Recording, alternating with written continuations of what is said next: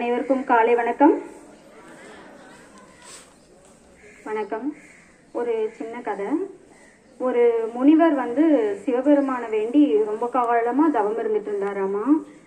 அப்போ அவருடைய தவ வலிமையை பார்த்து சிவபெருமான் உனக்கு என்ன வரம் வேணும் கேளு அப்படின்னு சொன்னாராமா. அதுக்கு உடனே அவர் அந்த முனிவர் சொன்னாராம், எனக்கு தேவைப்படும் போது வரத்தை நானே வாங்கிக்கிறேன் அப்படின்னு சொல்லிட்டு வந்துட்டாராம். அப்போ அந்த முனிவர் பல ஊர்களுக்கு போனாராம். ஏன்னா அவர் சிவபெருமான் கிட்ட வரம் வாங்கியிருக்கிறார் இல்லையா, அந்த ஒரு ஆணவத்துல எல்லா மக்களையும் அடிமை மாதிரி நடத்தினாராம். எல்லாரும் அவருக்கு சேவை செய்யணும் அப்படின்னு சொல்லிக்கிட்டு இருந்தாராம்.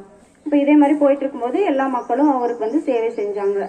இப்போ அதுவே ஒரு ஊருக்கு போகும்போது என்ன பண்ணாங்கன்னா, அந்த ஊர்ல இருக்கிறவங்க அந்த முனிவரை கண்டுக்கல.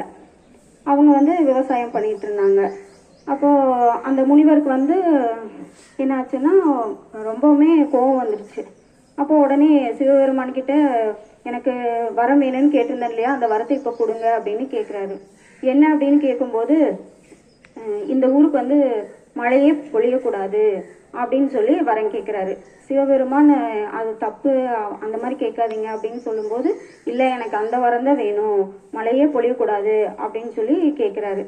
சிவபெருமான் வேற வழி இல்லாம அவர் கையில வச்சிருந்த சங்கை எடுத்து ஓரமா வச்சிடறாரு.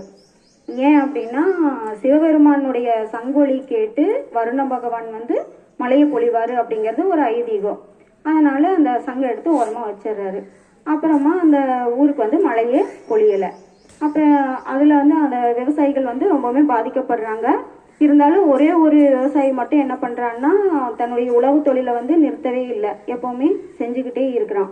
அப்போ அதை பார்த்த நாரதர் கேட்குறாரு, என்ன ஆச்சு, நீ முட்டாளா, இங்கே மழையே வர்றதில்லை, ஆனாலும் நீ உன்னோட வேலையை செஞ்சுக்கிட்டு இருக்கிற அப்படின்னு கேட்குறாரு. அதுக்கு அந்த உழவர் சொல்றாரு,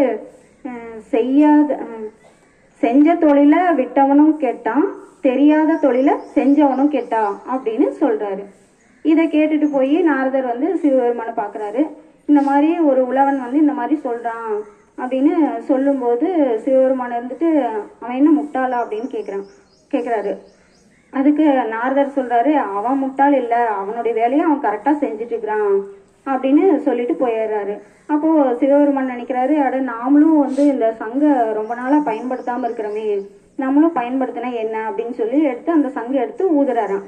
அப்படி ஊதுற சத்தம் கேட்ட உடனே வருண பகவான் மழையை பொழிகிறாராம். அதனால அந்த ஒரே ஒரு விவசாயினால அந்த அந்த அந்த ஊருக்கே மழை பொழியுது. இதுல இருந்து என்ன தெரிஞ்சுக்கணும் அப்படின்னா, தெய்வத்தான் ஆகாதெனினும் முயற்சிதன் மெய்வரத்த கூலி தரும் அப்படின்னு திருவள்ளுவர் சொல்லியிருக்கிறாரு. அதாவது நம்ம எப்பவுமே நம்ம செய்யக்கூடிய முயற்சியை கைவிடவே கூடாது.